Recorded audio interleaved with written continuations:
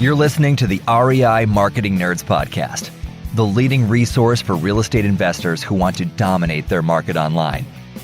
Dan Barrett is the founder of AdWords Nerds, a high-tech digital agency focusing exclusively on helping real estate investors like you get more leads and deals online, outsmart your competition, and live a freer, more awesome life. And now, your host, Dan Barrett.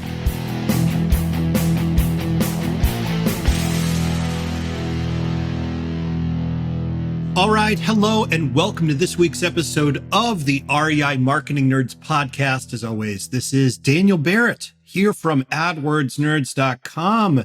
And you know where to go if you want online marketing strategy, tips, and tricks and help for your market. That's AdWordsNerds.com/strategy. Go there, talk to my team. We will help you. We are looking forward to it. All right. Now, this week, I want to talk a little bit about delegation. And we're going to start at delegation. We're going to end at Post-Mortems, which is going to sound morbid and spooky. And as I'm recording this, I don't know when you're listening to this, I'm recording this close to Halloween-ish. So I'm in a spooky mood.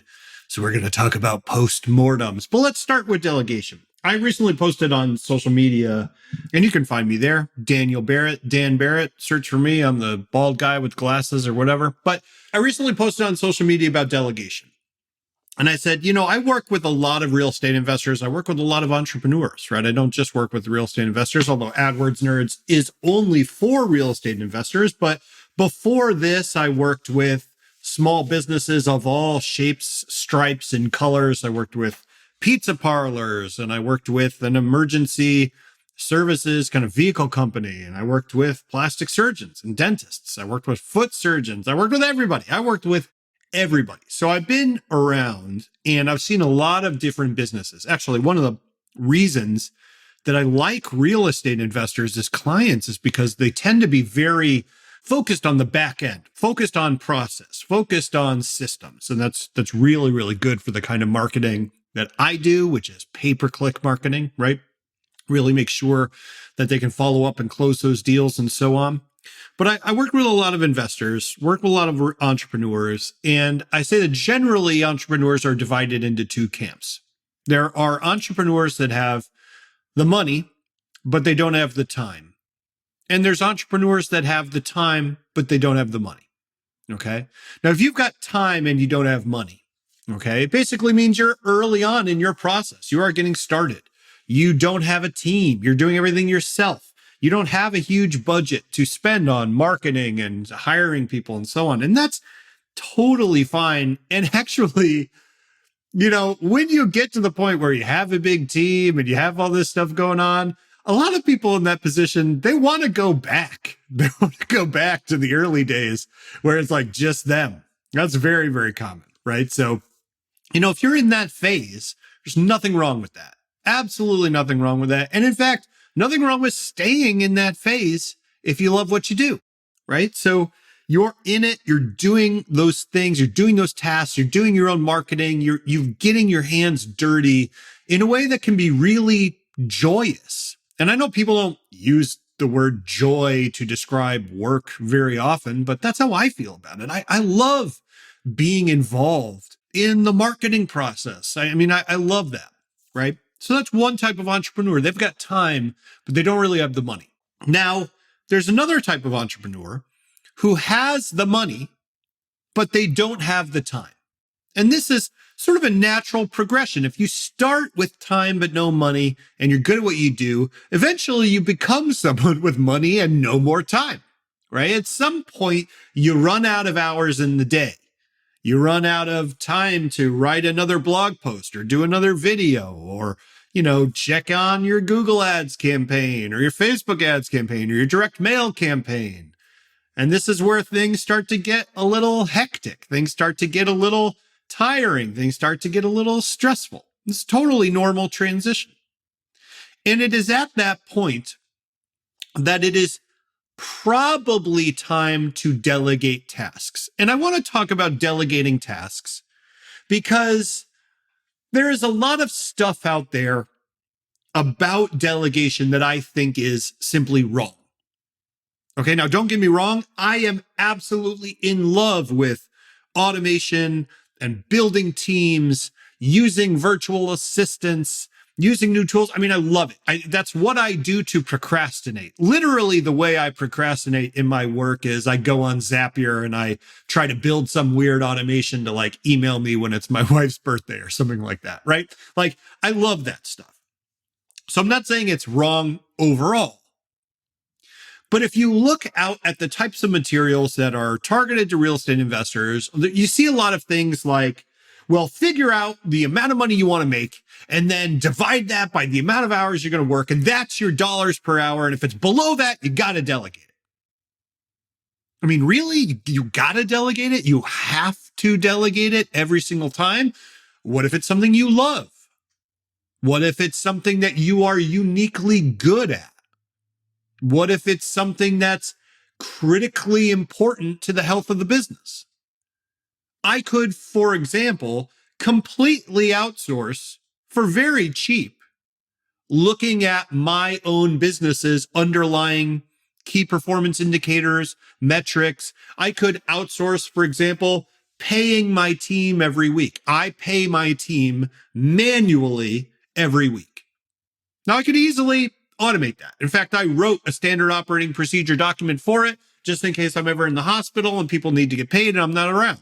So absolutely, my team could do that right now. I could hire a VA to do that right now.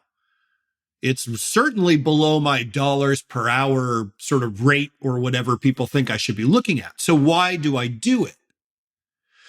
Well, I do it because it's a way of keeping me connected to reality.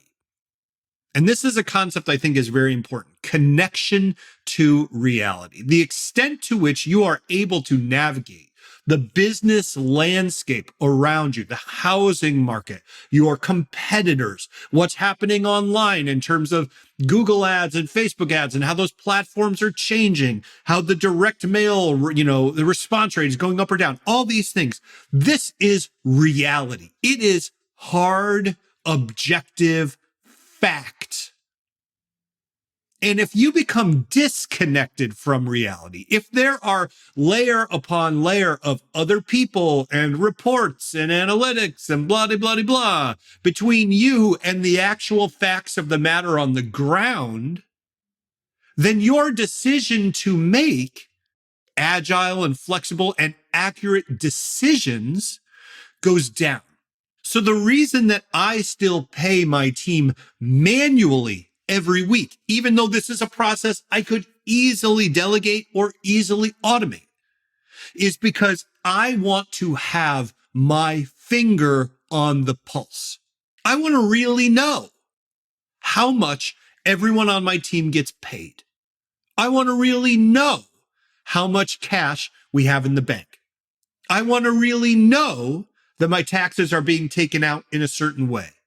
I want to know those things. And while I could get a report on those things, I am more deeply connected to that underlying reality, that beating pulse of my business when I do it myself. Now, it's not to say that everything is like that. Of course, there are hundreds of things in my business I do not do. For example, if you come and work with us at AdWords Nerds, if you come and work with us as a PPC management client, we take over all your ads, we do all your online marketing for you, we're getting you deals online, you will not talk to me. I don't do client calls. I don't do the regular management calls. I don't do that. Want to find motivated seller leads online, but don't know where to start? Download our free Motivated Seller Keyword Report today. AdWords Nerds have spent over $5 million this year researching the most profitable keywords for finding motivated seller leads. And you can grab these exact keywords when you download our report at www.adwordsnerds.com/keywords.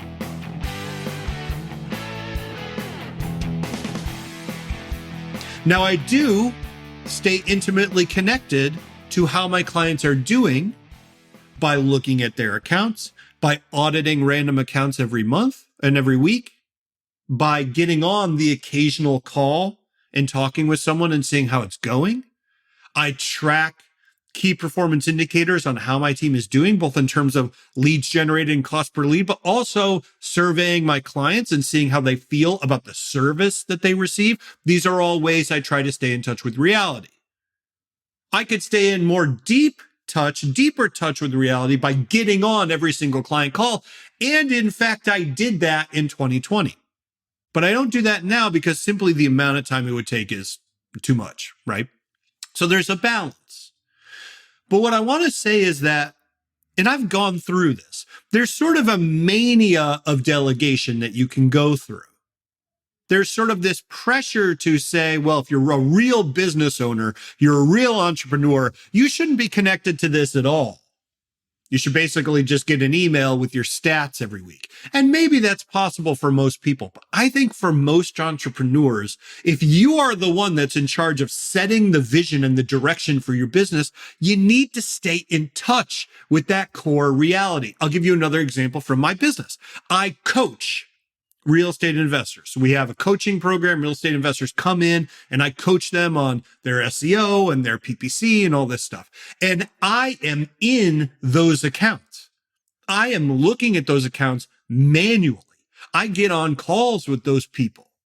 I get into their ads and try to make them better. That's how I stay in touch with the reality of ad management. So I know that my skills are sharp. Not only that, I run ads for my own business, and I'm in there every day, checking things out, looking for new features, trying to figure out what's going on.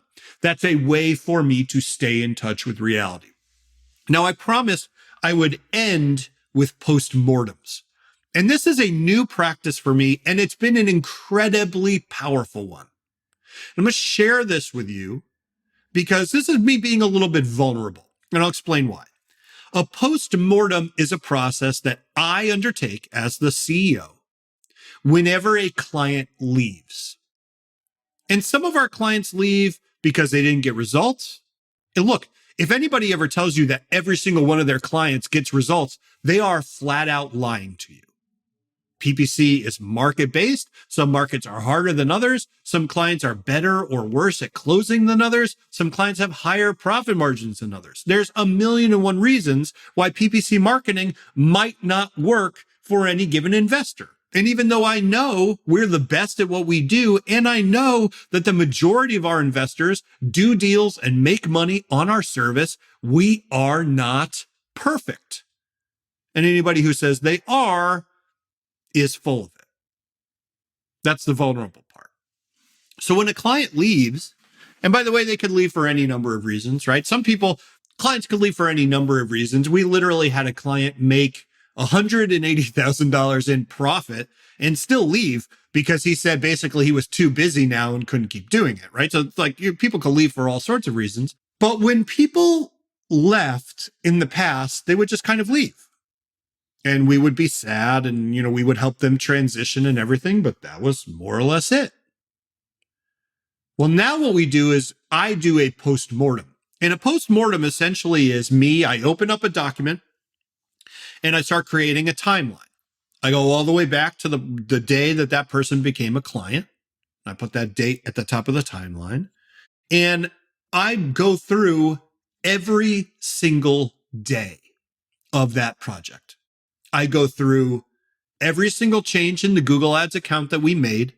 In Google Ads, there's something called your change history. It's literally a time-stamped every single change that was made. So I can get a list of every single change that my team made, and I put those changes on the timeline. And then I go through every single note that our team made. We have a project management software for every single client, and the team makes notes. They make note on performance. They make notes that they want to send over to the client. They put tasks in there. So every single note, every single task, I put in the timeline. Every single comment from the team, I put on the timeline. And then I go through every single email sent to the client from the beginning to the end. I put those on the timeline. And so at the end of that process, what I have is a complete timeline of not only everything that was done for the client, but every single piece of communication between my team and the client. And then I read it like a story. And the answer I'm looking for here is, what could we have done better? Did we make a mistake? Did we miss something? Was this not the right client for us? Should we have known in the beginning that we shouldn't have taken this person on?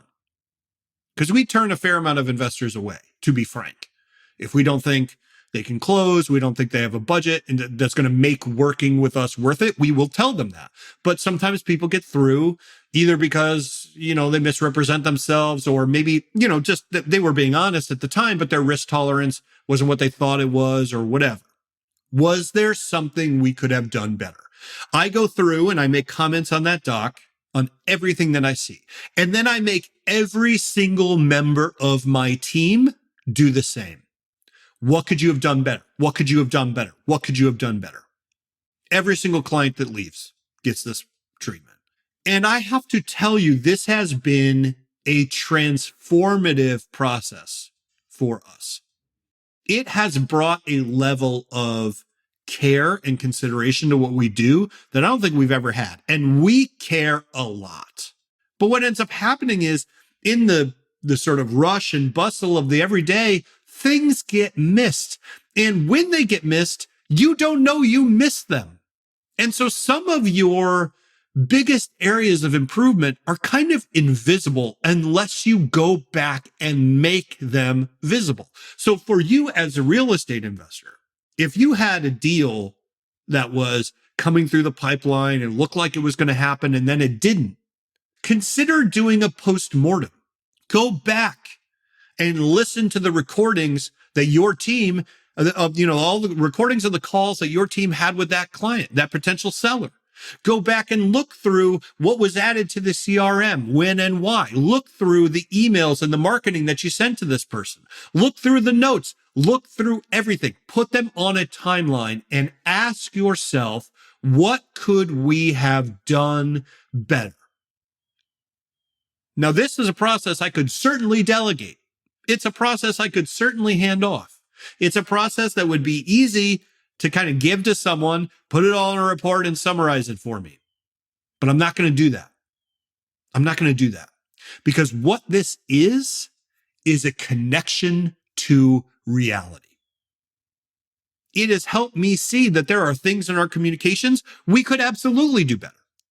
It's helped me see that there are parts of our process that we change every time, and we could just do it that way from the beginning. It has helped me see where we are weak and where we are strong. I said in the beginning, nobody's perfect. No matter how good you are, no matter if you are the top investor in your market, you could be doing better.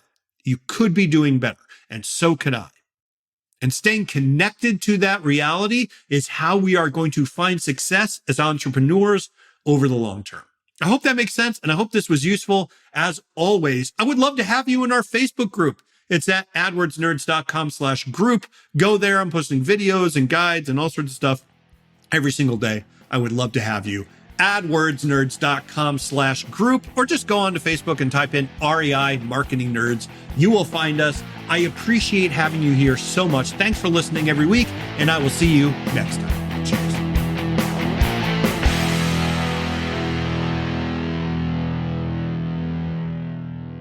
This is thepodcastfactory.com.